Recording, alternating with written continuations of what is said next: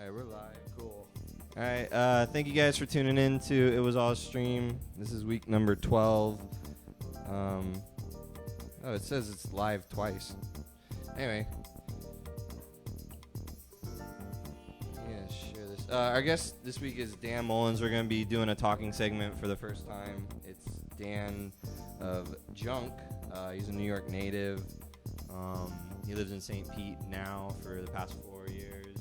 So, yeah, we're going to talk about whatever you guys want. Any questions you have, add them to the chat. Christian will be reading them off to us. Our guest for DJ set at 8:30 is Aladri. So, he's from Bolivia. So, he's going to be doing a down-tempo set, so that'll be great to hear him do that. He brought this huge bag of white stuff. Oh, yeah. We'll get to that later.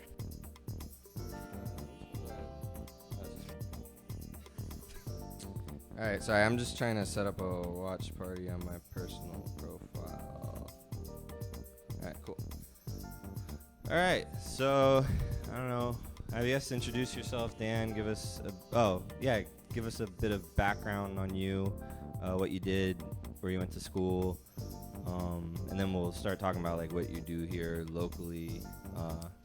Absolutely. Well, first of all, thanks for having me. I greatly appreciate it. One of the main things of Junk is to educate and present an alternative. It's kind of funny. People ask, "Oh, what is Junk?" And really, of course, the answer is a lifestyle brand, but more so, I think of myself as a dealer of culture. Not unlike a drug dealer. So I'm dealing culture, putting culture out on the street, and hopefully people thoroughly enjoy themselves and the culture that I'm selling to them. I went to school upstate New York at Oneonta. Then after graduating, I moved to Brooklyn, lived there for a bunch of years, and then relocated to St. Petersburg about 4 years ago. So that's pretty much my background in a nutshell. All right. So then, I guess about how we met. I think you reached out after Francois K. Yes. On the rooftop at Station House, and you mentioned some of your New York background and some of the parties you used to go to, and I think you talked about going to some of the more recent loft parties, obviously not the original loft parties. You're a little bit too... Well, original in the sense that I was fortunate enough to, first of all, I'm a member of the loft. It's a private party. You got to become a member, presented for sponsorship.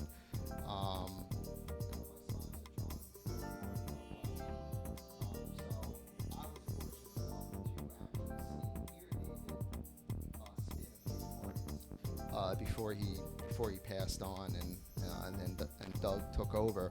So yeah, one of the mainstays of the party. You walk into 68. Mm-hmm. You look around, still see Francois K and his wife, and a bunch of these other figures. So I was living here when I saw that party come up, conspiracy party. I couldn't believe my eyes. That was pretty much a love at first sight between you and I. Little bromance. Yeah, so maybe bromance. Let's talk about the loft, because it definitely inspired me. So for anyone who doesn't know what the loft is, if you're into dance music, you should. There's no shame, but now is your opportunity to kind of go look up the really well-documented history of it.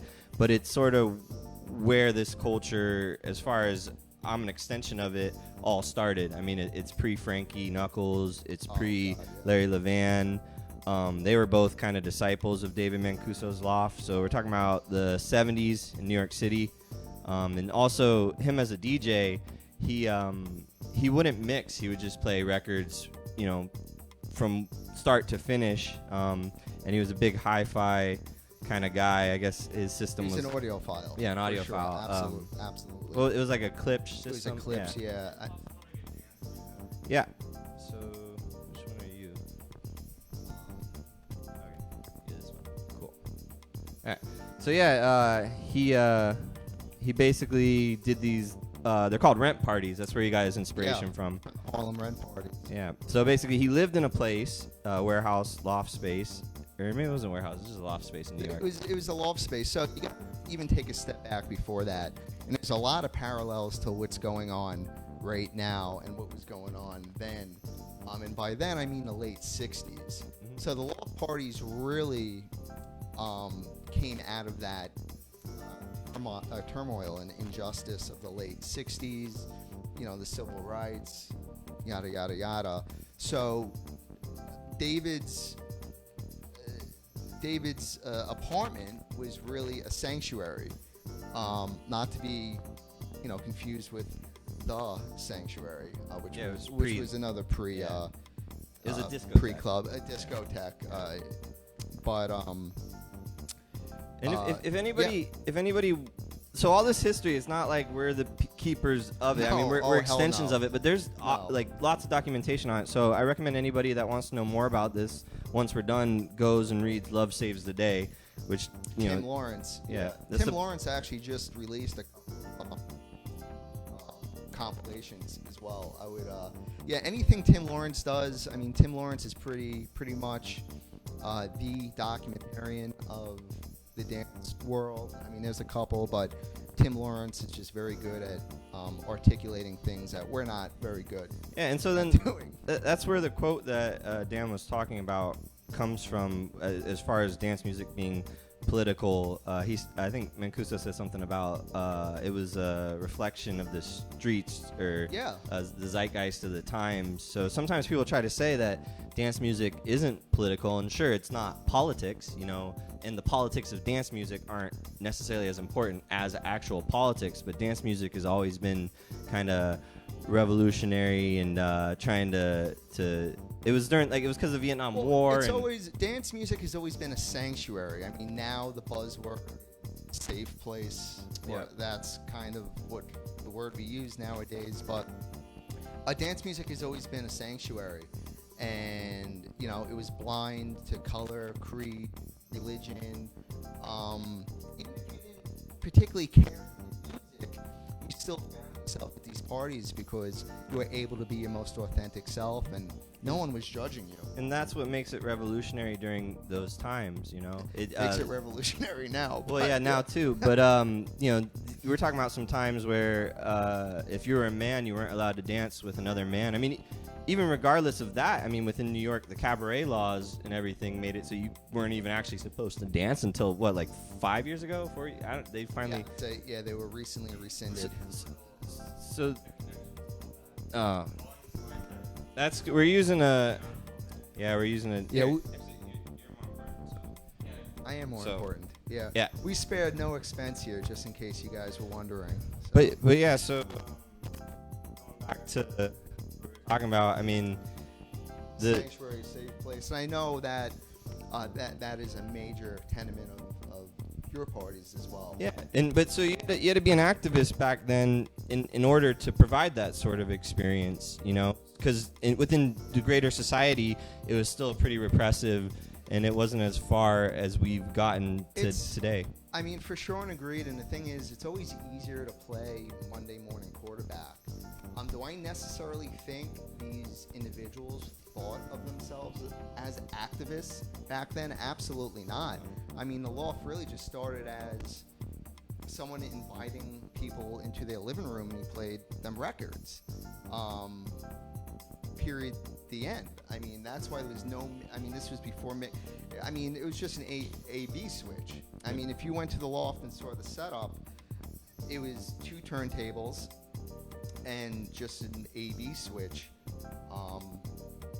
mixer with 2 channels, and records were played from beginning to end. And I think one thing that Mancuso used to do as well was he would offer IOUs. Like if someone couldn't afford the door cover, it was totally okay with. He worked.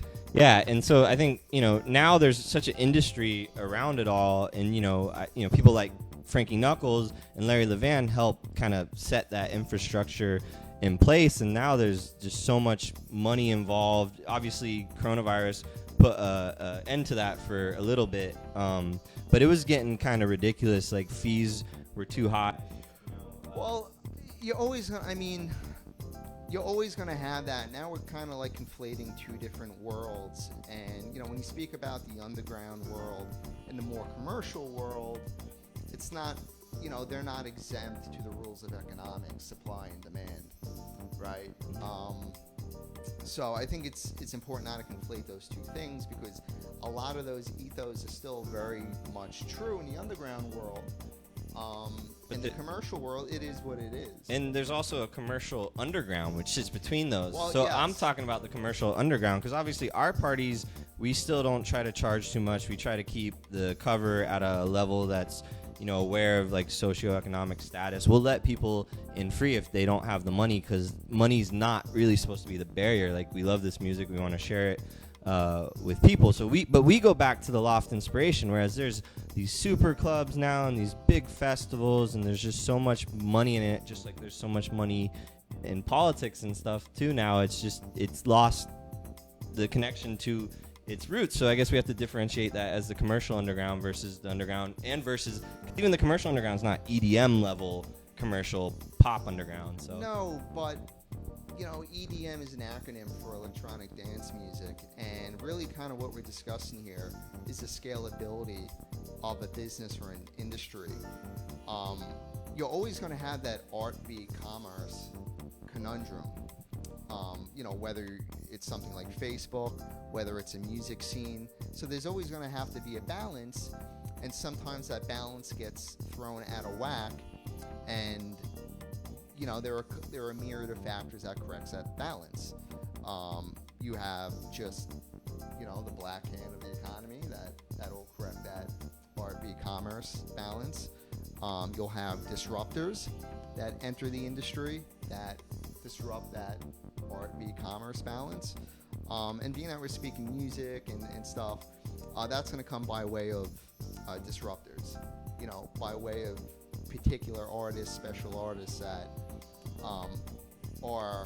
that started in the underground but became popular and transcended through the different levels of the underground, and eventually came to the surface by no fault of their own. Yeah, so let's talk about that dynamic.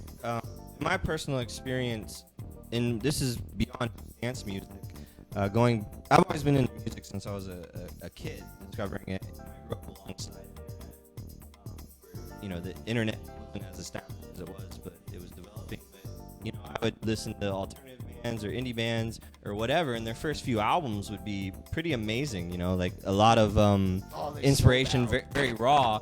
And that, but not even in a hipster way.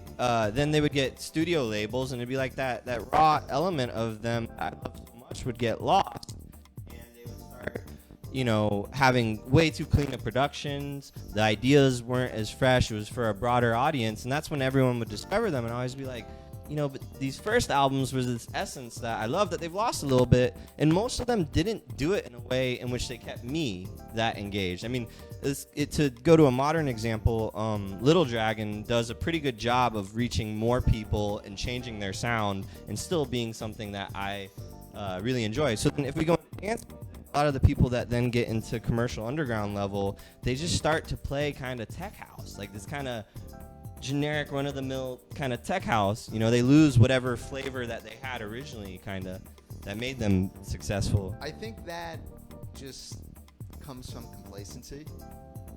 They become either bored or content with what they're doing.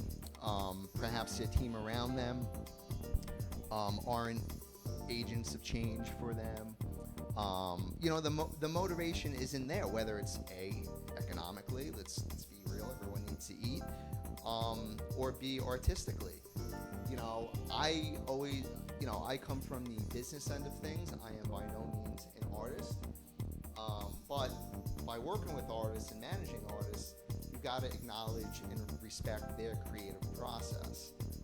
I may not be able to relate apples to apples, but I do acknowledge how an artist may burn out or get bored. They lose time to focus on the music. Like the schedule is so difficult, so maybe they're not discovering as much music as they needed to. They got too many strings pulling at them for like now they got to do publicity stuff. Now they got to do this and that. I mean, you would know more from managing artists about that side of it than I would know. So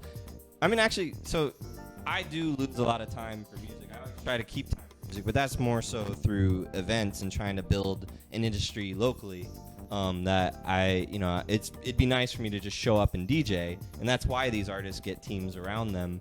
But yeah, I don't know if you have any examples you can specifically speak to where you had an artist. But I mean, the artists you represented, or at least the ones I know, like Manic, he's always kept it real. Yeah. Like he hasn't lost touch. I've been very fortunate. So let's kind of continue the journey. So I went to school upstate. I majored in music business.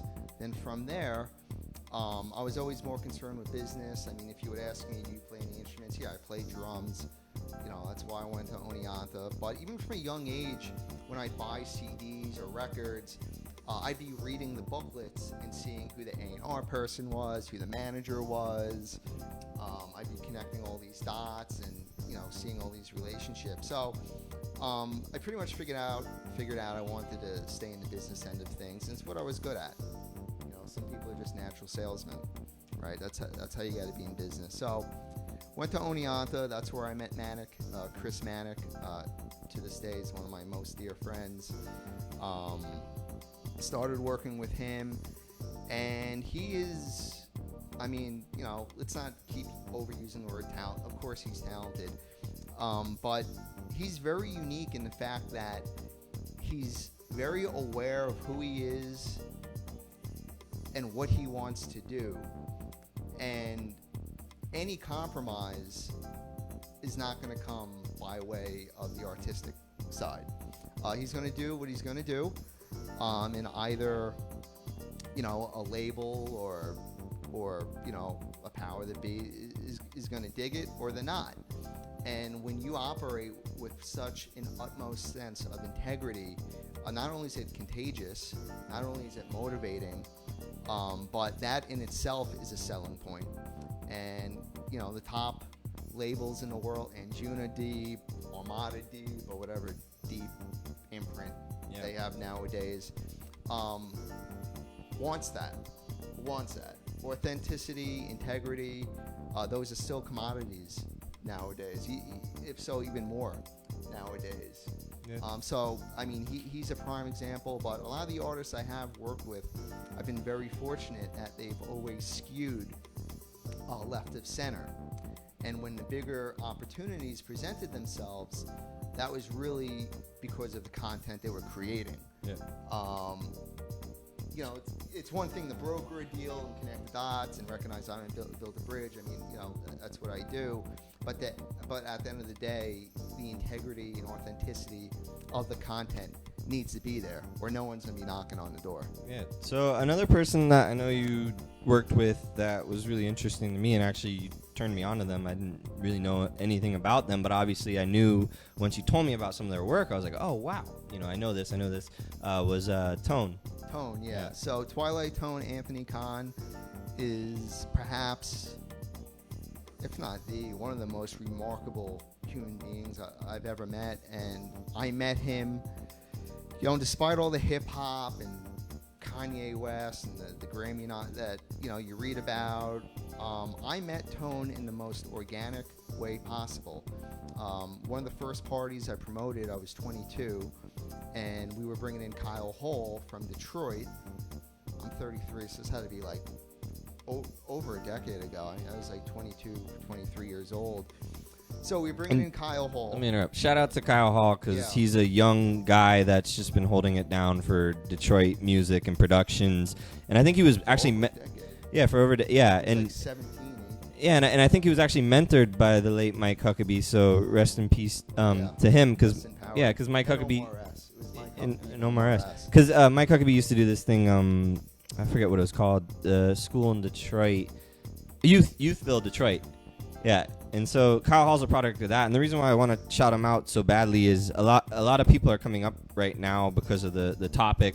with Black Lives Matter and house and techno being black, which not enough people recognize. The real people, it's always been something that we talk about on our mind. But Kyle has been holding it down before the trendiness of this current reclamation of this music being black, and I hope he doesn't get overlooked moving forward with the new waves and stuff, because his work's really inspired me, him and Jay Daniel, for so long. So anyway, that was a segue. No, I mean, we just talk. We're talking about how things happen organically, right?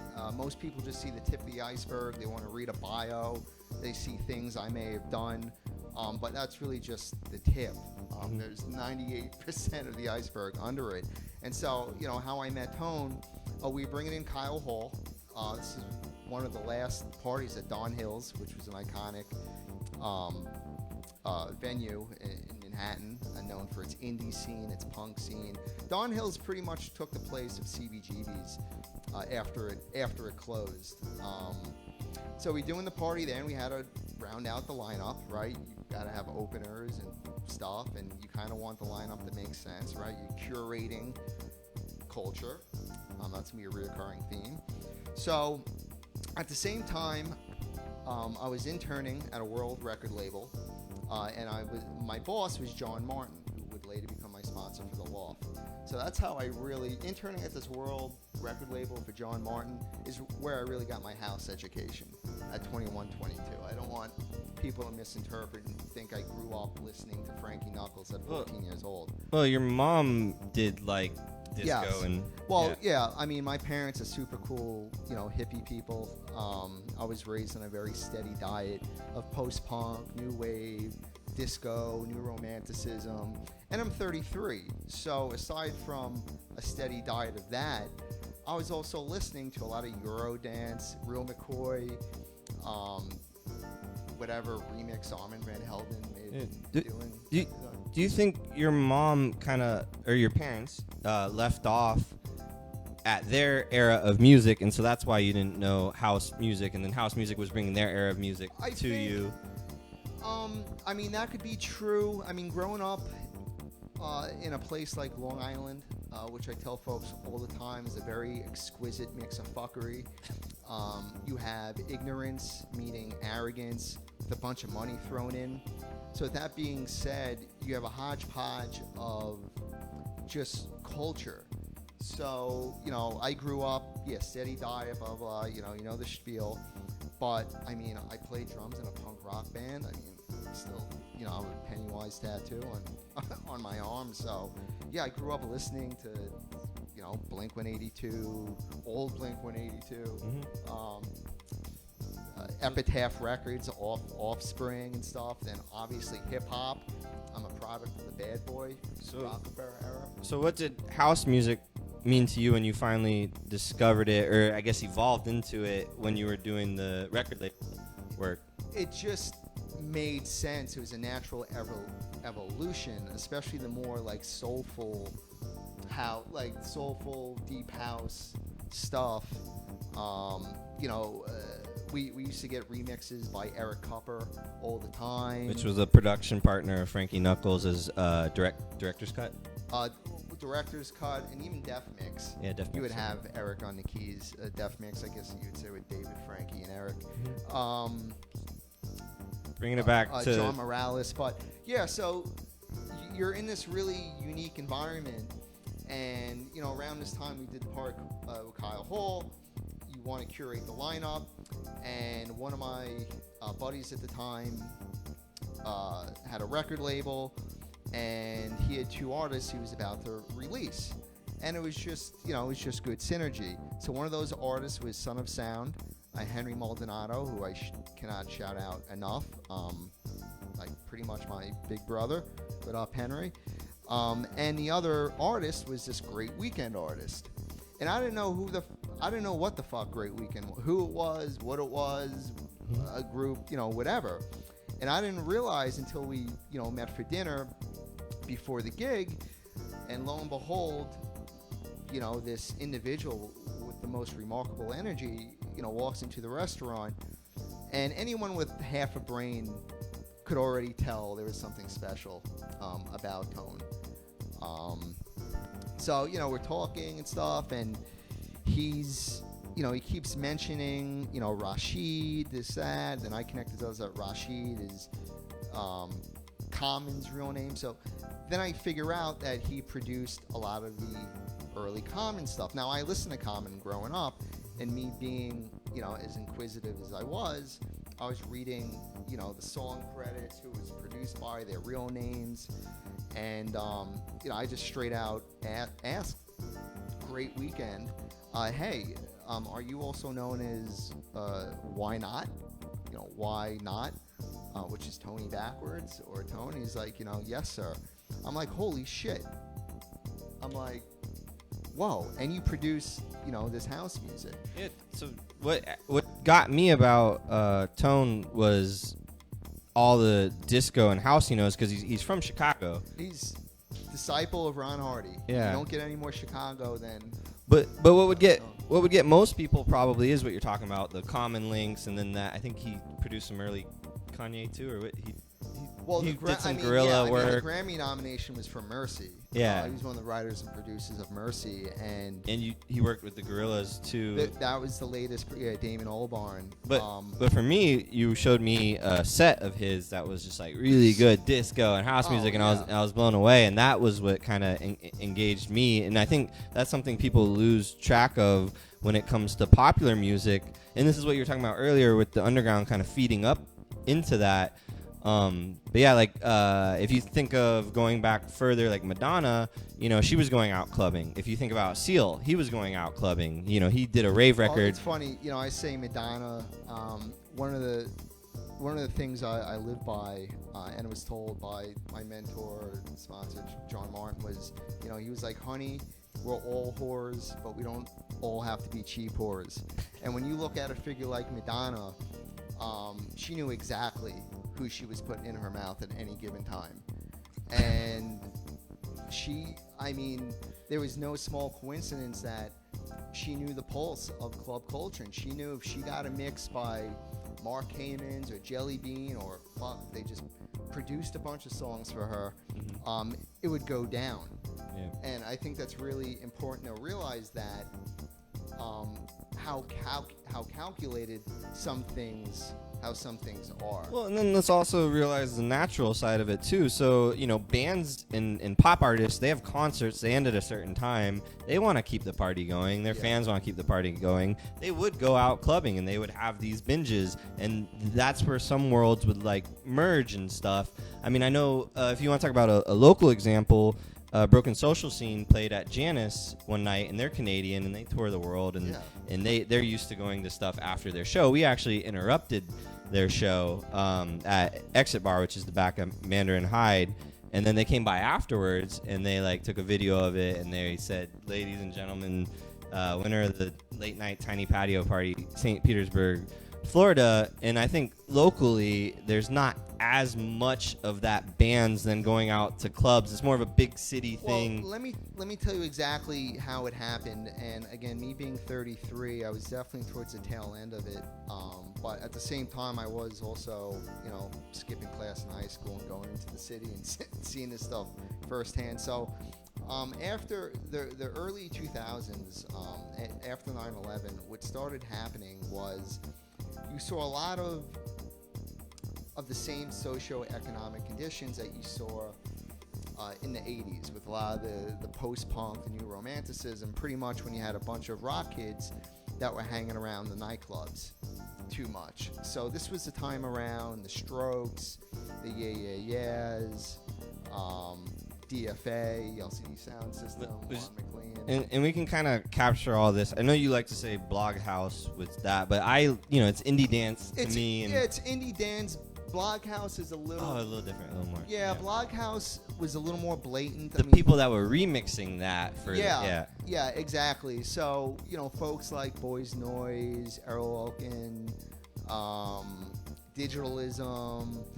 A lot of both the labels that these bands were signed to, and or the bands themselves, knew how profound a mix by the James Murphy Yep. would be, and how that could catapult them into a different market. So then let's pull that back to how we met Francois K. I mean, he's kind of one of the early people that was the in-demand remixer, mixer, where he'd even put enough out with his own name to it. It was always in the credits. And so that's a legacy that goes way back. And it goes back to the record pools that Mancuso would do for the DJs in New York, and the radio people actually kind of hated some of the DJs because the clubs were breaking new music so heavily, and they tried to keep them from the record pools, right? So then Mancuso made his own, and like the record execs would come to them, because back then you could sell a ton of records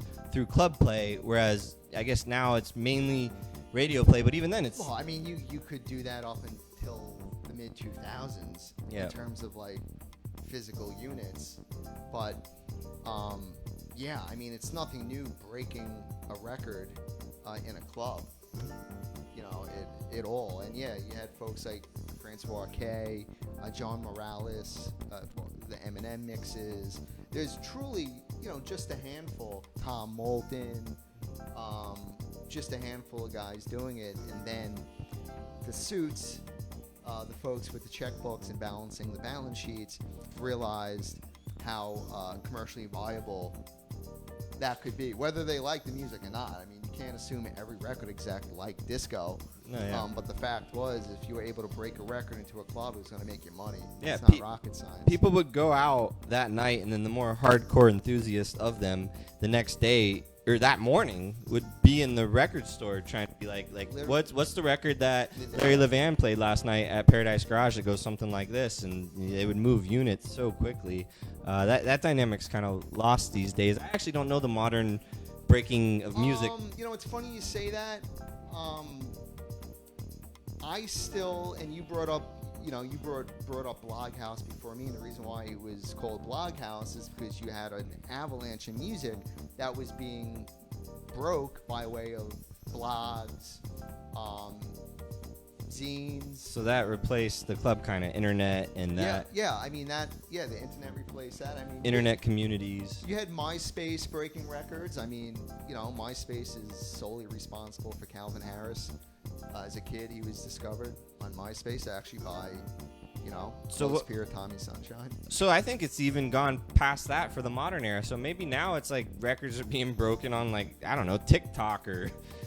They absolutely are. Records, again, you and I don't need to like these records. I don't even have TikTok, so I don't hear it. I don't listen to the radio. I don't have TikTok, but we got to be aware of what's going on, even in a peripheral sort of way where it doesn't totally affect our world. But a lot of the people that will come to some of our stuff, they're not necessarily diehard music fans. We have a lot of those, but we also want people that are just good creative people in whatever field or background, and they don't need to know the music that we're playing. They just need to be able to have a good time. And it's energy. Yeah, the energy. Yeah, it's the energy. I mean, period. The end. Yeah, because I mean, I don't consider myself a snob. I don't know if you consider yourself a snob. No, I definitely consider myself a snob. So sometimes people, when you're super passionate about something, and people have tried to be like, well, you're kind of snobby. It's like, no, I'm just particular, and I really care about this, but I actually don't really judge other people so long as Well, there's a very fine line between, snobbery aside, there's a very fine line between having a strong affinity for something and being pretentious. So I think perhaps, they need to, read a dictionary and choose their words more wisely, which we all could do better at times. So speaking of being pretentious, I think a lot of the people that actually know and have studied the history of music or been involved in various industry ways, they become less pretentious because it's like the more you know you don't know that much at all. Well, it's like a humbling experience. Yeah, there's so much out there. Whereas some of the people that have the pretentiousness that gives even me a bad taste, they actually don't know that much about music, because if you have that knowledge, you're never trying to look down on other people. You're trying to share that knowledge with other people. Well, absolutely. It's kind of like when you do a good batch of hallucinogen drugs or whatever, you have that ego death. So it's no different than coming across some really fucking cracking tunes and having music death and realizing, holy shit, I really don't know anything, which is really the best way to go through life. It's just, you don't know anything, don't know anything, be an open book. Yeah, and when it's not a competition of oh, I know more than you and I'm going to look down on you or judge you, I mean, those are always the people that I get along the most with, where it's just like, oh, you don't know that, let me tell you about it, let me share it with you, and then it's a dialogue, and we're all evolving and growing, and it's a journey. Whereas there's people that are just so like narrow in their scope and focus, and they get this attitude that like I feel turns people off. Even in dance music, I feel like there's some people that are like, well, I don't like dance music or whatever, but we can connect the bridges between dance music and all other music. Well, that's the thing. That's that music death, ego. I mean, that's all ego. And there's nothing wrong with having a strong affinity for something, but you need to be able to articulate it in such a way that it's not off-putting to people. And we all make mistakes. Maybe I didn't explain something a certain way and it completely put a bad taste in someone's mouth, but you got to be the bigger person and be like, oh, that's me, that's my fault for making this person feel this way, and you got to own that shit. And that's a great segue on what junk is and how junk came about. Living in Brooklyn for so long, living in the city, downtown for so long, I came to St. Pete, chose to live here. It reminded me a lot of a movie that I starred in. You kind of know how it's going to go. St. Pete is very, very similar to early Williamsburg around like 2012. Let me pause and let's I want to remind people, we haven't done it yet, but we will be taking questions. If you have any questions, you can ask us anything, because Dan and I can talk forever and we'll just go off. So I don't know if you've seen any questions. Also, I wanted to talk about what I'm drinking. It's Don Amato Mezcal. I'm a big Mezcal fan. This is a Reposado. It is aged then in, I forget what barrels they use, but it's almost like the experience of drinking a nice scotch. We also have Mi Creta, which is one of Dan's favorite Colombian restaurants.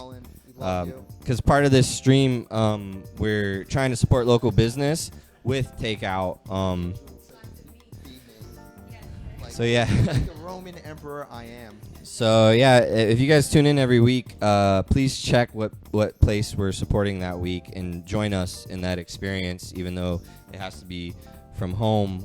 And then, I just wanted to real quick just give a shout out to some of the people that do tune in regularly and have donated, especially Richard Knowles. I mean, every week he sends some money, almost like if he was going out to a weekly club night. And far too generous. It is far too generous, and I really appreciate it.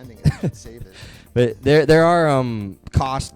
They're not gonna bankrupt anyone, but we don't do this for finances. But anyway, so Richard, you're a super fan. I owe you a OHC t-shirt. I also owe you one too. Yeah. Lisa Lawrence donated. Dexter Fabian, my old boss. I love the Berg and RKC ad agency here. Sarah Ebert, Amber Green, a student of ours at the Beat Music Academy that we were holding at Morph before coronavirus shut that down. Eric Arnaud, Christopher Scott Caldwell, who is an amazing dancer. Yeah. Punker. Would you call him a punker? Punker, voguing, whacking. I think he can whacker. Yeah, he can do jazz. I think is an English derogatory. Maybe as well. Oh no, that's wanker. Wanker. Punter. Okay. No, he's a whacker, not a wanker. We love him. He's a part of he is What the Punk Fest, and that's funny. All the records just fell over. But yeah, he's a part of What the Punk Fest, which is based out of South Florida, and he has a nonprofit called Global Ovations Network, where he going back to safe spaces. He provides safe spaces for LGBTQ. So yeah, shout out to Christopher, and you should check him out and see some of his, Not the plus. the plus QIA, all that. Some of his dance classes and stuff. He streams that too, so please check that out. Christine Pawlowski, who I believe, she's a Chicago transplant here. She's a really big fan of the music. Garvey Clark, a New York transplant. He was involved. A lot of us. Yeah, well, he was involved in the after hours and stuff up there. I think some people call him the after hours king, but I'm sure there's a few of those in New York. But Garvey, we love you. And Jason Kiger, is it Kiger? Jason. How do you say it? Kiger, I just say Jason. Yeah. I So anyway, he's he's a part of what at the castle? He's done some communion after dark. What do they call Communion After Dark. Yeah. He's a figure of the dark wave. Dark wave, yeah. Synth scene, yeah. I mean, So he's also a DJ. Thanks to him for donating. Junk loves Jason. We put him on all the time. So that's all the donations. I don't know if you've gotten any questions yet. We have some questions from previous that were sent in earlier, but we'll make sure we address those before this is over. But We're not gonna address them. Well, anyway, so we're going back to you were talking about something that made me want to ask about what do you believe the difference is between people that stay in their small city and try to make things in their small city better versus they go to a big city like New York and try to make a name for themselves. I forget what you were talking about that made me think about that before I went into the segue. So, I mean, that's an interesting question. Folks that stay put and try to make the place in which they were born and raised in better versus going to a big city. And I think it's really two different. You can't make the assumption that everyone who's staying put in their motherland has the aspirations of making it better. Right. Some are stuck, yeah. So, whether you're an individual that stays put and improves the place in which you live, or you're an individual that goes abroad or goes to another city to improve the environment, they're really the same thing. That's what. I mean, to me, we're all running from something, right? Yeah. I've struggled with that where I chose to try and make my area better, but I've always in the back of my mind been like, well, what if I went to the city? Would I have more opportunities? Would things happen for me, quicker? But then I'm a part of this competitive rat race, so that's kind of why I want to talk to you about that. You have the big city experience. You were born and raised big city, and now you're here. I mean, there's really, I come here with the supreme advantage of my edge being honed by the big city. It's really that sink or swim, ride or die. Stakes are higher. The stakes are higher. Yeah. It's much more unforgiving if you screw up, and there's really no better edge to have forged by than a big city. So that's definitely an advantage I don't take for granted. But at the end of the day, regardless of where you live, and I was having this conversation with Alex of Paper Crane. A shout out to Paper Crane. Well, sorry, we got pause there too. So that is actually the sole kind of local bands and club and DJ connection that I know of. Paper Crane was like 5 or 6, and there's various outliers or people that come in and then disappear, but musicians with their own band projects, and they let us do dance parties there, and they liked what we did, but I think they might have been turned off from maybe some other club dance party stuff. So Paper Crane, it was a DIY venue. It was a DIY venue, and we're at DIY parties since our beginnings. Yeah. But they merged that world of like, we're band people, and they're not ever going to become DJs, and they probably aren't going to go to a lot of clubs. They're not going to start doing that, but they this kind of, a lot of the music we play is a little more musical than some of the music that turns people off that are into instruments and stuff. So anyway, that was the local connection that was really beautiful, and I'm glad we had it for when we did. I'm sad it's gone, but honestly, that's kind of amazing. Well, the that connection's still there. It's still there, yeah. The location. Well, and they had me DJ at If I Brewed the World, which you introduced me to actually. Shout out to Kevin. Yeah, shout out to Kevin. He gave them a home while they were transitioning, and they did a party where there's these bands that had some disco influences and some dance elements, and they had me DJ in between sets, and it was really good. Besides the weather being super cold for Florida standards, but yeah. So I hope moving forward there's more of that, and also, you know, it was really sad when they decided to move on from the place for, you know, reasons that weren't totally in their control, but they did it graciously. You know, they ended it on their own. Those guys have a lot of composure. Yeah, a lot of composure. You know, also being from the city, you see right through bullshit right away. Whether or not I, you know, confront you, it's just, you know. And those guys absolutely stand-up individuals, lots of composure. So I was having this conversation with Alex. I was actually at the Berg Barn Grill. Shout out to Bill. I swear we're not getting paid for any of this. We should be. Shout out to the Bill. We should be. We should be. Fucking donate money. Yeah, please. But Bill of the Berg Barn Grill and the Berg Diner. So Alex was passing with his lady friend. I said, you know, we were just talking. And, you know, Corona has put a lot of things in perspective. And it's not something I don't want to waste time, you know, talking about. But at the end of the day, you need to show up, right? You know, if someone would ever ask me, you know, Dan, what's your superpower? Well, I sure as shit can't dunk a basketball, but what I can do is show up. That's my superpower. I show up, I come correct, for better or worse, whether I fail or, you know, whether I win. And that's perhaps the most important part, is showing up. I agree. So whether it's a big city like New York City, or St. Petersburg, or some, you know, Midwest suburb in Ohio, you have to show up. You're an artist. So was that in relation to this period where a lot of people feel like they have downtime? Like, why were you talking to Alex about that you got to show up? And what? It was just having, you know, downtime and just, you know, being bummed and this sucks that it's happening. So you still got to create. You still got to show up. And by create, I mean, I don't give a shit whether you're a mason. Mm-hmm. Like, do some brickwork. If you're an artist, you know, content is king. You got to constantly be creating content. So content comes by way of many forms. I mean, yes, this is a music conversation, artist. So, yeah, you got to be constantly cranking out content. So we're doing a live stream right now. I know Morgan from Paper Crane, part of the band Pleasures, they've done a few live streams. And also, I mean, this is the pandemic talk, too, because what I was trying to get at earlier was Paper Crane ended just before the pandemic hit. And it was really sad, but honestly, it was perfect timing because, you know, they were doing shows there, and I don't think they could maintain Paper Crane in this environment. It forced a lot of folks to sink or swim. Yeah. So, and they got out of that situation where they don't have as much overhead now as they did then. So, you know, it was perfect timing for that to happen. But yeah, so actually that goes into one of the questions we got asked beforehand.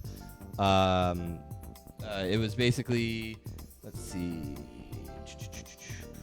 Are a lot of DJs really being hit hard, or are they finding other ways to generate income? So I want to speak to live streaming. It's not an income generator, and that's pretty much all DJs can do unless they have freelance abilities or whatever, and you know, or they decide to, you know, get into another industry. And everyone's situation is very different. But the live streams are not generating money for us. That is just us trying to show up still for people to entertain them while they're staying home, because we can't go out there and interact with them too to entertain us while we're staying home. So yeah, but go ahead. I mean, what's the question? Are a lot of DJs really being hit hard, or are they finding other ways to generate income? As a DJ, our careers are basically done for who knows how long, maybe a year or more. So we're maybe some of us get government assistance because we did stuff by the books. Maybe some of us are trying to play restaurants right now because restaurants are allowed to act like bars and nightclubs. And well, here's the deal to put things in perspective. Most DJs and artists do not make money, right? So let's just like pre-corona. So let's talk locally then. Let's put that into a local context. Maybe during the best of times that we were having before corona, apparently. So yeah, even during the best of times, people were still starving. There's not much of an industry here locally in St. Pete, Tampa Bay. I can say that I know of a few DJs that make their living solely from DJing, and that would be people like Brian Busto, Jask, Boomerang. But Michael McNamara, even he had, though, this side hustle that you can always fall back on in real estate. But yeah, so, for all of them, it's a different conversation than the DJ that just plays out every once in a while, maybe gets a little bit of side money and I'm in the full-time DJ conversation too, not as long as any of them, maybe only the past year or so. But like Dan was saying, it's not really a big money, at least not the underground. So the underground was always a kind of a loss for me, know. So you're saying if I started producing really shitty tech house, I'll make money? No. So it's not even that. No, just here there's maybe if you do EDM, you can make some money, but not as a DJ. No, but as the venue, and maybe the promoter can make money. But I was making a living full time as a DJ, but it was mainly the things that paid me were like a hotel gig where I had to provide the sound system as well and all my equipment, or a market gig where I was just doing atmosphere, or a private event. And I generally try not to do top 40. I try not to do I don't do weddings because I don't want to ruin somebody's like milestone life experience, because it's a lot, because I don't listen to that music. I would love that. Well, yeah. Well, no. So if a friend came to me, I would first tell them, "Are you sure?" And then I'd be like, "Are you sure when you consider all your guests?" And then I'd be like, "Probably still no." But if it was somebody who was in this culture, I'd be like, "All right, if all the people you're inviting are in this culture, your family knows you're in this culture, and they appreciate it and respect it, and care about what makes you happy, then maybe okay, I would do a wedding." But I'm not above money. I've done mall gig. I just they can't use my name, and that's strictly for the money, and I have to ask somebody who is more a part of DJ record pools and stuff to give me that music, because I don't even want to spend time getting that music, because so I've done that, and I've done a Warrior Games, like a government event where they already, like Hunger Games. No. It's for disabled veterans, and it's it's just different sports like wheelchair basketball or weightlifting or whatever. And that was a really humbling experience. But they gave you the music, they told you it's jock jams or whatever, and you're just showing up for a job. And the more job like comes, the more likely you are to kind of make some money from it. So even those shut down. Well, it comes down to value, and I know you and I have this discussion all the time, and really everything comes down to value, regardless of what you're selling, whatever product and or service. We're mostly speaking about services with DJ entertainment. Comes down to value, and it's not a lack of industry in St. Petersburg or the surrounding area. For clubs, it's a lack of infrastructure. Yeah. I want to use a different I word. I want to use the word infrastructure instead of industry, right? So to have an industry, right, it's a little more further along. You need to have the infrastructure in place. You need to have a market that sees value in whatever the fuck you do. We're speaking DJing here, but so we're not even in industry conversation here. No, we haven't built the infrastructure to get to industry. We're primordial soup, amoebas. We're not even one-cell organisms. We're not even Homo sapiens in St. Pete, Tampa. Yeah, we're not walking upright. And I want to be very clear. It's not a right or wrong thing. It's just a matter of what is and what isn't. It's not a right or wrong thing that results in discounting the efforts. You're not discounting the efforts. You're just talking about it's just stage where we're it at. is. Yeah. Especially when you want to compare. You come from New York has had that infrastructure since vaudeville. I mean, forever. Yeah. And the individual music is really here nor there. Yeah. House, jazz, rock. And we can talk about the country at this point, where it's like America is a young country compared to like European civilizations and stuff. So it's just that in a microcosm of music and in industry. But I want to be very clear here with differentiating, between the infrastructure and the industry, because again, it's not meant to detract from anyone's tenacious efforts. Any proprietor, any club owner, or just any business, because any business could do a pop-up party. It's what we did in the city all the time. There used to be parties next to fucking toxic canals. The Mr. Sunday party. Yeah. Wait. What are the really toxic super sites? Right? Is it when they do warehouse parties in buildings that used like to Chernobyl? Basically, in New York, they were doing warehouse parties in places they're called Superfund sites or something. So Not fun. So you'd start off DJing with like 2 arms, and then like the third one would grow out of your ass. It was more, maybe in like 3 decades or something. But anyway, that was a recent thing where like a lot of parties were getting shut down because they were using toxic sites to do their pop-up. Yeah, cheap. But I got a good deal. You never heard of that? The super. No, there's a lot I've never heard of though. I don't know. And part of that is some of the gentrification or whatever. They're like, okay, we can't use, you spoke of Williamsburg earlier. Now there's a new Williamsburg somewhere because Williamsburg's been gentrified. Yeah, it's funny. I in terms of like area, it's kind of like Tampa, where Tampa nowadays, Tampa nowadays is like, it could take you 2 hours to drive through Tampa. Now it's kind of like Williamsburg, where East Williamsburg, depending on which realtor you're speaking to, East Williamsburg is really Bushwick, and it's probably not an area you want to be stumbling down. Well, you were there, but it's yeah. probably now it's a little different. I mean, even Harlem has a Whole Foods now, like recently, like. Yeah. I mean, I don't know how much. You still need to be aware of your surroundings. Always. That's the key takeaway. Be aware of your surroundings. Whether you're here in St. Pete or wherever you are. But again, going back to the infrastructure and industry, when I first came here, and this is where junk comes from. When I first came here, I recognized a vacuum right away. I've been coming. I'm 33. I've been coming to Florida for 30 years. I'm born and raised Florida on the East Coast. I've only been in St. Pete like Space Coast. Yeah, the Space Coast. Only been in St. Pete for like 4 years now, probably 2. But even I noticed a vacuum compared to when I was on the East Coast of Florida. I was going into Orlando, and that's where we were doing our events and stuff. And there was a vacuum in St. Pete. Not as much Tampa. At least when I talk about specifically house and dance music, Tampa always had a scene that was comparable to Orlando. But St. Pete, when I got here 4 years ago, it was just sparse. It was like a waste. There wasn't much. Anyway, I didn't mean to interrupt you. No. I mean, you're absolutely correct. I mean, that's a little more of a myopic view because you're born and raised here. Mm-hmm. But I mean, Florida as a whole, Florida always operates at a cultural deficit. It is what it is. There's literally periods of time. Wait, so let's not trump this. It's not. It is what it is. We can speak to probably why. Was that a lowercase t or a capital T?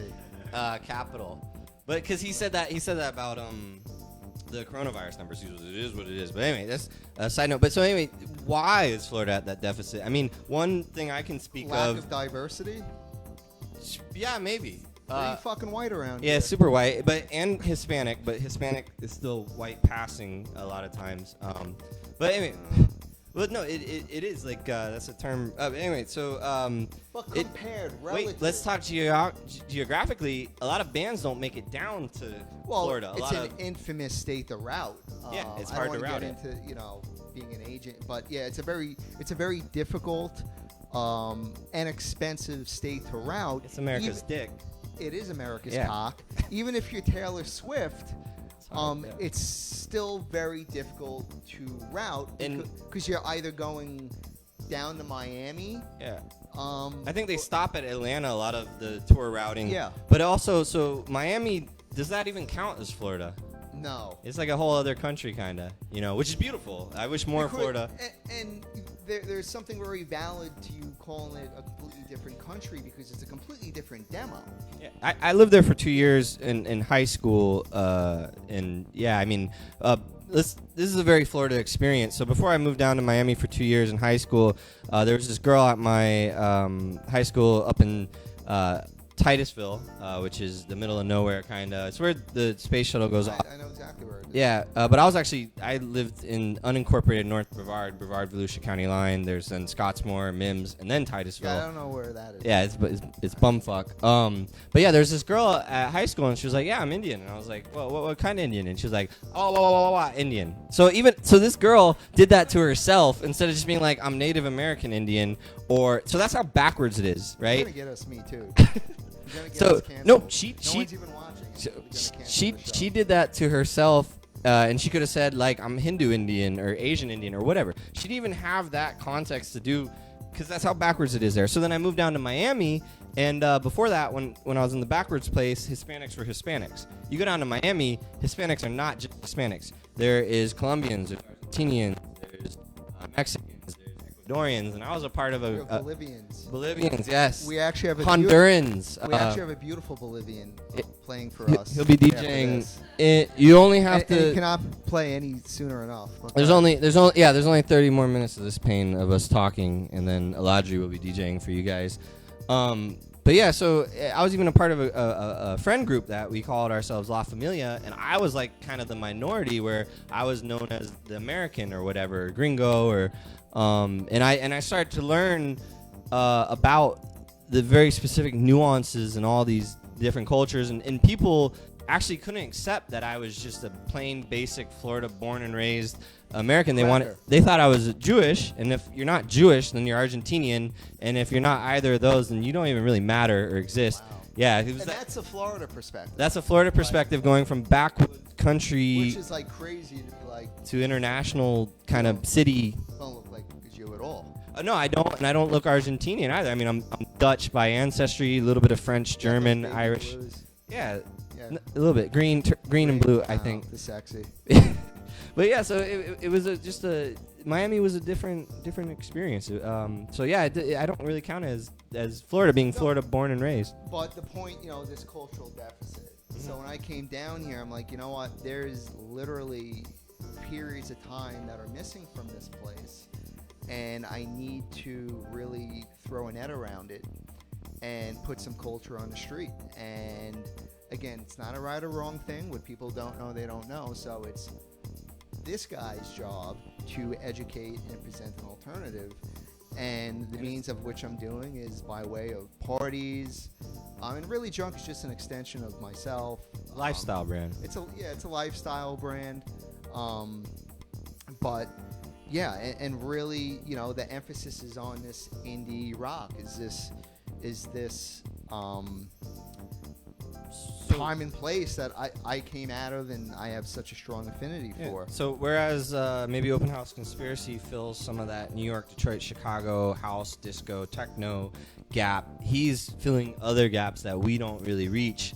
Although we try to be broader than just that. And you are. Yeah, we like down tempo, like funk, soul, disco, reggae. Because originally that's how house formed, which is going back to when we were talking about Mancuso and the Loft, and we'd have to talk about Frankie Knuckles then and Warehouse and how it was post-punk and it was all these things, and it's not just this box that you can then be like, well, this is house. And today you can do some of that. But the original people, it was a very diverse. So even musically diverse. So we were talking about geographically diverse down here and cultural deficits. Even musically. People don't realize too, and I didn't realize it until Twilight Tone, Anthony Kahn, clearly articulated this to me. Being a disciple of Ron Hardy. And growing up in this Chicago environment, Chicago's black, duh, but also you have a very strong Italian, Eastern European population there. Shout out immigrants, so shout out, because we forget, today there's all this xenophobia around South American immigrants and Middle Eastern immigrants and all these other immigrants from countries that we have like for what, Animosity animosity toward for you know or whatever. Whereas they were all immigrants, the white people that we now accept as American at some point. And New York has the similar Chicago background, but New York is maybe more culturally diverse and doesn't have that as big of a black population as Chicago. I don't. What is Chicago percentage? Maybe like. I think that's wrong. We could surely look that up. We'll have our producer look up those statistics right now. Well, like I know Detroit's like 80% black. Atlanta's around that. The point being, if you and I went to early Chicago club, and this is what Tone was articulating to me, you would hear an awful lot of what they would call import records, or like the Eastern European. You hear a lot of craft work. Yeah. Then of course Italo disco, and a lot. You listen to like early Frankie Knuckles sets. Yeah, you'll hear a couple of like Harold Melvin tracks and stuff, but Aretha Franklin, some gospel. Frankie Knuckles was a choir boy, I'm pretty sure. Yeah, back in New York. But yeah, so no, his first. It would be old new wave. That's the point. His earliest records. Ballet. His earliest records with Jamie Principle, those are basically Italo. Yeah, but records. Chicago's version of it. Yeah. And that's what a lot of people don't realize, because they try to be like, America created house and techno, and it's like, yes, these are very distinct black art forms, but there was so much melting pot of European influence. So you go to Detroit, Kraftwerk influenced them, and they did something different with it. They evolved it in their own way. And in Chicago, it was more Italo disco, and they evolved it in their own way, where they added that black soul to it. In both instances, Detroit was more like a mechanic kind of funk thing. And not by coincidence. Yeah, and Chicago was more like a soulful sort of thing. New York was definitely more Spanish. Hispanic, for sure. You get a lot of freestyle. Let's speak to some of the early Hispanic influencers and stuff in New York. Jelly Bean. Jelly Bean. The Fun House. It was predominantly freestyle, early house records. One thing I get flack for, and a lot of it comes... Shout out to Son of Sound, Henry Maldonado. One thing I get flack for is I speak about the black origin, because I feel like that's just lost in Florida completely. Whereas John Hernandez, who was the bar manager at Morph, a great guy, he's always like, well, what about Latinos? And I'm like, well, yeah, I understand it was black and Hispanic, but I think the black gets lost in it. Like I said before, Hispanics can do this thing called white passing, because their skin, they don't, you don't know that they're Hispanic unless they start speaking Spanish, or they tell you it, so you can't white pass as black unless you are very small. So, it's very easy to be miscredited if you're able to white pass, or if people are unsure of your ethnicity.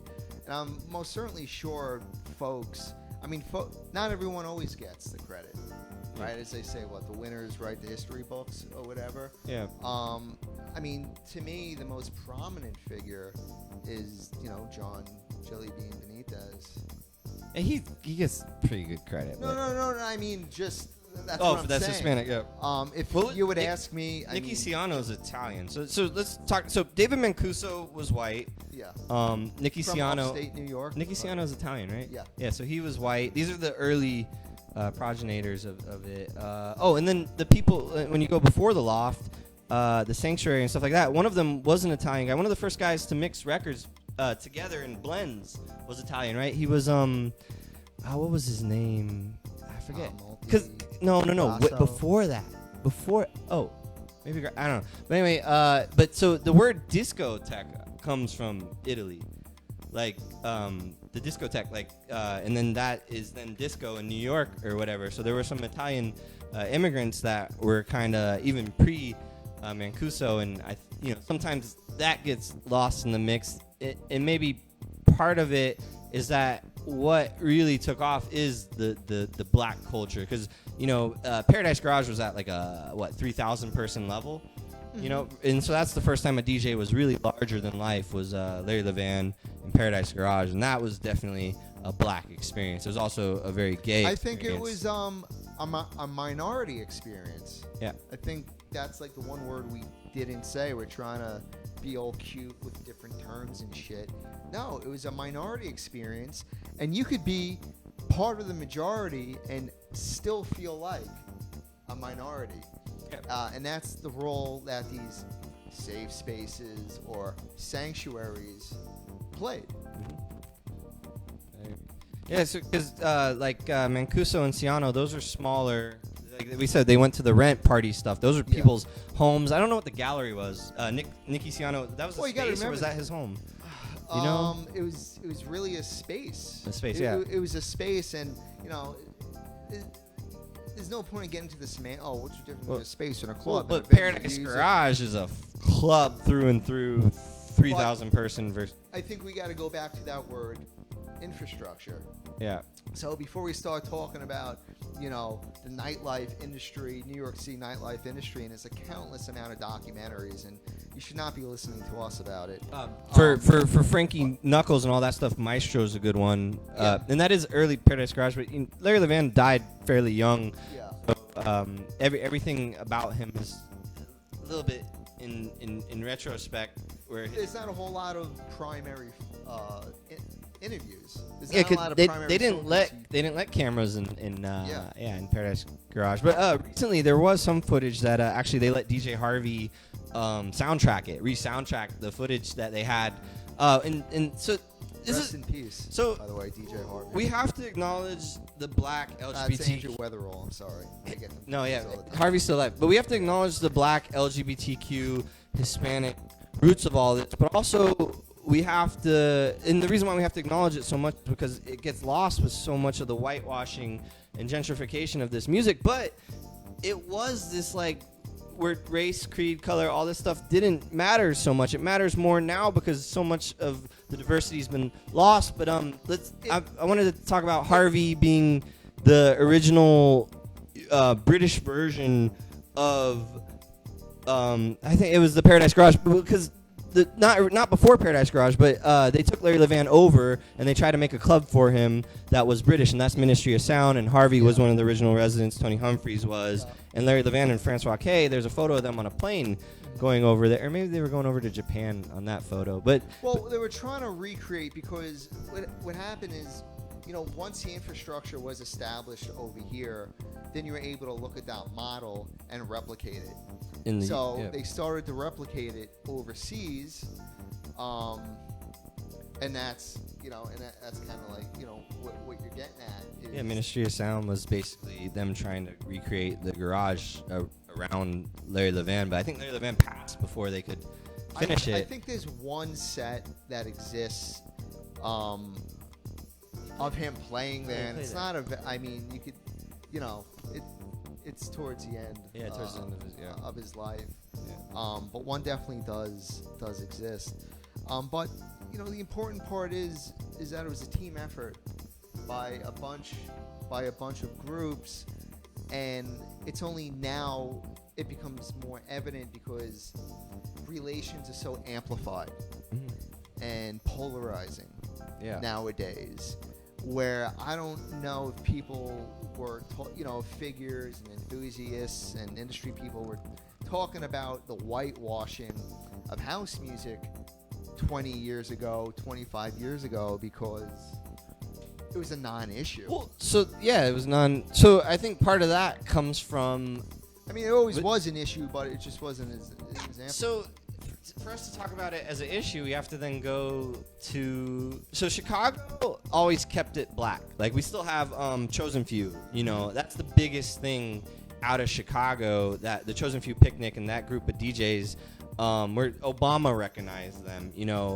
So Chicago has always still been very black in its dance music. One thing that a lot of the Detroit originators kind of have a chip on their shoulder about, like Derek May and even Kevin Saunderson, is that it didn't take off in the black community. You have originally Detroit Music Institute and all the black fraternity parties and high school parties and the disco with Ken Collier and Delano Smith and all that.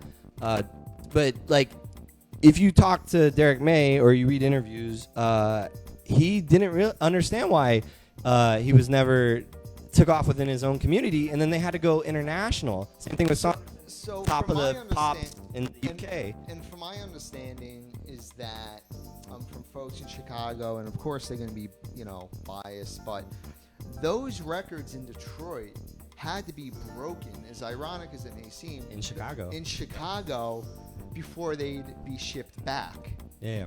So Yeah. Derek May and all them, they were driving to Chicago. It's Interstate 97, 94, something like that. But there's a highway between them, and actually Derek May gave Frankie Knuckles his first drum machine. And so there was a lot of. So this is another place where people try to separate. They try to separate these cities and they try to separate these genres and stuff.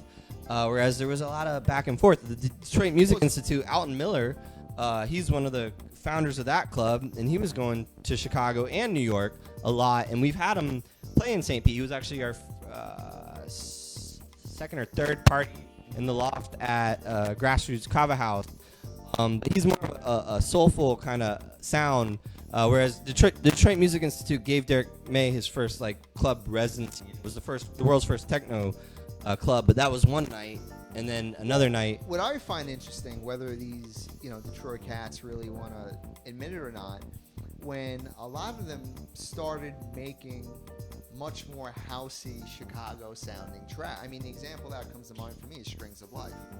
I mean, do you really want to debate whether that's a house or techno track? Well, so actually that takes us back to the first techno release or whatever. A lot of people credit it as Cybertron's Clear, and it was also a compilation where they called it the Detroit Sound of Techno. But at one point, a white music exec wanted it to be called the Detroit Sound of House. And there is a lot of people that played house music that are Detroit people. Like Mike Huckabee was one of those. Kai Alce, Alton Miller.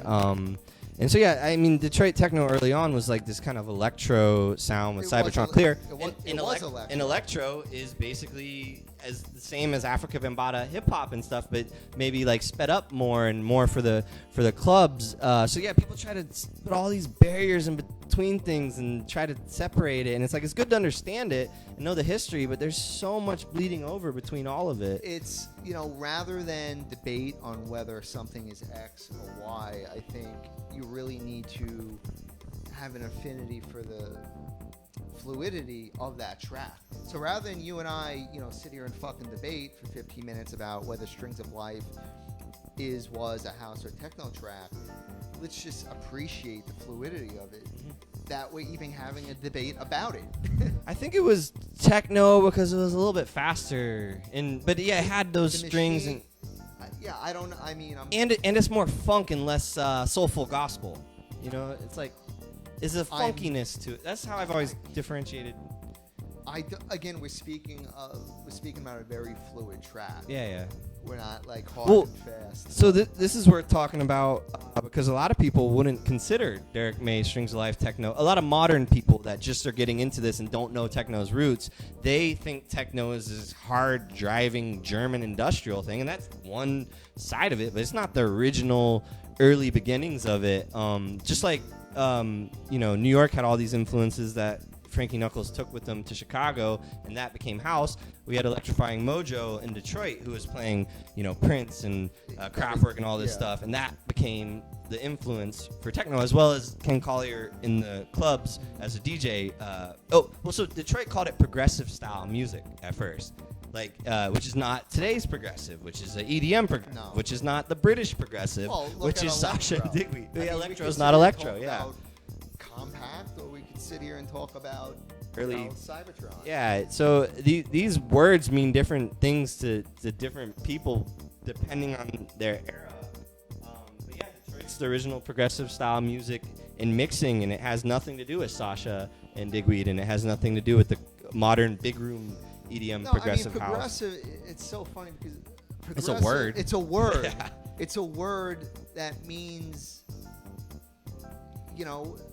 an evolution of something, like next gen. Yeah. So you kind of can't go wrong calling something progressive. It's almost like an easy out. I mean, but they were evolving the music. They were evolving. A lot of that early progressive stuff was really Balearic. Well, you're talking about British progressive now? Yeah. Because we only got 10 minutes for the talking segment, and then we're gonna let Elijah play. We're looking forward to that. So I mean, I guess I don't know. Should we keep going on this subject, or is there? No. I mean, no, we shouldn't. Wait, questions. I mean, words matter. Words are important. Yeah. I totally said we were going to neglect the questions. So, no, I'm just joking. Well, What do we got? do we have any? That's fine. Yeah, that's fine. That's fine. We're just saying random shit. Oh, so these are like no. These are not real people. They are real people, but they're people that just like are gamers, probably finding it on Twitch because we're broadcasting on Twitch. That's great. YouTube. Yeah, it is great. They got money too. So I know it's great, but we get questions from people every time they ask, "Do you take requests?" And they disappear quickly, like the people, because I don't get back to them quick enough. And it's the same shit. Well, I know, but it's like no, we don't take requests unless you have a really good one. So we don't have any questions that have come in during the show. Well, but so I do. Yeah, what was the we had some pre-questions.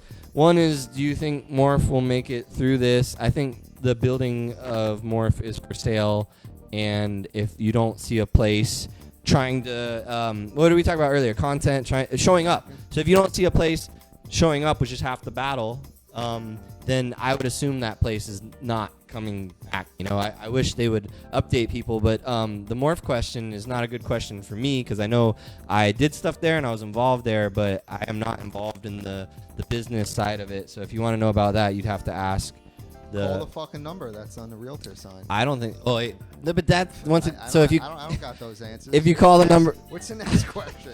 All right. Anyway, I would just. I hope it comes back. What? Jesus. Okay. We have a I'm in-person. trisexual. Yeah. Okay. So Trisexual. So the mic. I don't know if it picked up. Somebody want to know what Man Dullins' sexual orientation is. He said he's trisexual, which means he had sex with the early. Everybody. I thought that meant. That meant that he's into bikes if he's trisexual. I mean, tricycling. Yeah, I was like that's a new one. Yeah. Whatever. Okay. So he wanted us to talk about Send me a DM and you'll find out. So this person also had another question, which is not really a question, but a direction, and we don't take directions. But what's the direction? We'll talk about Charivari and the Detroit Electronic Music Conference, and any feedback you received about your set. I'll make it really quick. Shout out to Rob. That's Rob? Did No. Rob produce it? Oh, he produced it. Yeah. Okay. Yeah. No. So Rob Morey produced that. Rob Morey has produced all of the live streams we've done as Open House Conspiracy. He helped make this living room studio live stream good as well. And actually, this brings me back to something. He makes everything good. He's great. This brings me back to something that I forgot to talk about. During the pandemic, locally, a lot of people have come together to be very supportive and make things happen. I can just show you examples by talking about this show. This mixer is Christian Parchuk's. I have a beater mixer. I usually rent a mixer for OHC events and stuff. So shout out to Christian for letting us use this, and I'm sorry that you have to use my piece of shit mixer. The camera is Callahan Keen's. They bought it at the recommendation of Rob Morey. So I've been borrowing their camera whenever they want it back to stream or do whatever with it. They're welcome to do that. I borrowed cables today to make this 2-mic setup work. Station House, which is a co-work space, allowed us to broadcast from their rooftop. They didn't have to. The cops did get called on that, but we didn't have to deal with them. This is actually a nice little funny quick story to share. Get shot and killed? No one got shot and killed by the cops. Oh yeah, these stools. Actually, this is one of the more important things for this specific show. These stools are from Eddie at Central Melt. So actually a St. Pete restaurant business. Yeah. I asked if anyone had bar stools so that we weren't going to be sitting on my lower ottomans like little children at the children's table. I'm actually sitting on phone books. Yeah. Dan's a little bit height challenged, but he doesn't like when we talk about that. But I love when you talk about okay. But Eddie, thank you. And guys, go get some takeout grilled cheese sandwiches and soup. It's pretty good. They do these crazy Parmesan grilled cheese roll-up stuff too.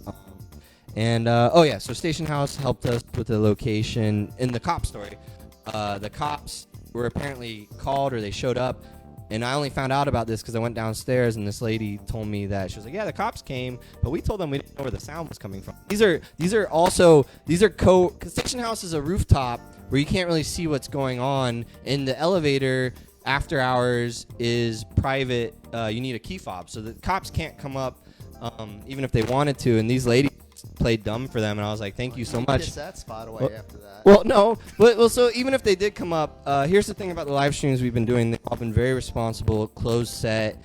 The sound is not loud. Maybe it was a little loud because the DJ playing.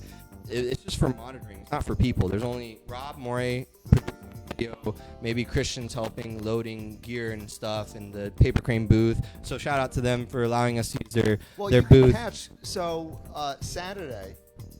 Christian, yeah. So Junk does the live stream too. It's typically myself, Waxy Chens. Shout out to Vinny, St. Pete Brewery, but myself, Vinny, Christian. I had Jason on the show. So Christian will be on the show on Saturday. What time? 8 p.m. Eastern. Okay, and then what? That's Twitch/Junk. Yeah, Junk the Party. Cool. All right. So, and yeah. we can add this to the comments. And actually, Christian, can you add that comment? That he wants. There's so much to talk about, guys. I'm sorry. No. Okay, but anyway, so we've been doing stuff very responsibly. I just want to make that clear. It was a closed set at Station House, like 3 or 4 people, all socially distanced, wearing masks too, except for the DJ when they go to perform. Also, Grassroots gave us a location, so thanks to them for the Chang live stream. And that also was like closed upstairs. They've been providing locations from the beginning. Yeah, Grassroots is where Open House Conspiracy got its start in this city, because they had this very blank upstairs loft space, and they let us use it.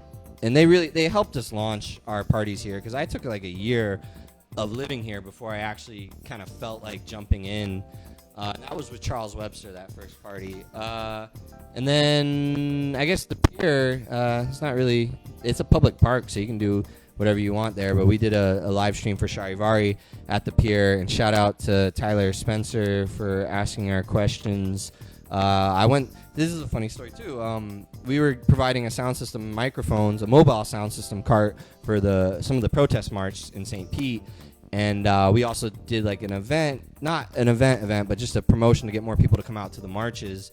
And Tyler came out, and those were all socially distant, mask wearing. And I met him there, and he's a friend of the owners of Morph and stuff. And he was just like telling me like, hey, I've seen you around. Like, I love what you do. Thank you for doing this. Then I go to inquire about using the pier to record my Charivari Detroit set, and I see Tyler Spencer's name up there, and he just recently introduced himself to me at this protest march. It's very serendipitous, and because he works for I think Collier International or whatever. So I asked him some questions, and he was basically just like, "Yeah, it's a public park.